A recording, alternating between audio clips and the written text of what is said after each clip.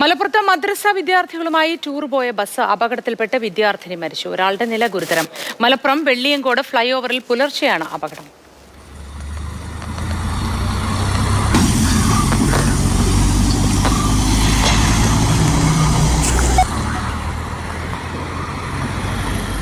അരുൺ അമൃതാഥ് വിവരങ്ങളുമായി ചേരുന്നു.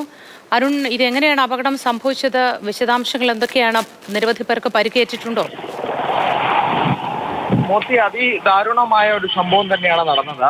ഇന്ന് പുലർച്ചെ 4 മണിയോടുകൂടിയാണ് അപകടം. ഈ വെളിയങ്കോട് ഫ്ലൈ ഓവറിൽ ആണ് ഈ അപകടം ഉണ്ടാകുന്നത്. ഈ മദ്രസയിൽ നിന്ന് വിനോദയാത്ര പോയ കുട്ടികളുമായി മടങ്ങിയെത്തുന്ന ബസ്സാണ് അപകടത്തിൽപ്പെട്ടത്. ഈ ബസ് വൈദ്യുതി പോസ്റ്റുമായി ഇടിച്ചാണ് അപകടം ഉണ്ടായതെന്നാണ് ഇപ്പോൾ പ്രാഥമികമായി നമുക്ക് ലഭിക്കുന്ന വിവരം. ഡ്രൈവർ ഉറങ്ങിപ്പോയതാകാം അപകടത്തിന് കാരണമെന്നാണ് സംശയം. ഈ പിറകുവശത്തുണ്ടായിരുന്ന ഈ ജാലകത്തോട് ചേർന്നുണ്ടായിരുന്ന കുട്ടികൾക്കാണ് ഒരു കുട്ടിയാണ് മരിച്ചിട്ടുള്ളത്. മറ്റൊരു കുട്ടിക്ക് പരിക്കേറ്റ് ഗുരുതരമായി കോട്ടക്കലെ സ്വകാര്യ ആശുപത്രിയിൽ ചികിത്സയിൽ തുടരുകയാണ്. മലപ്പുറം മൊറയൂർ അറഫ നഗർ സ്വദേശിയായ മുജീബ് റഹ്മാന്റെ മകൾ ഫാത്തിമ ഇബയാണ് മരണപ്പെട്ടിട്ടുള്ളത്.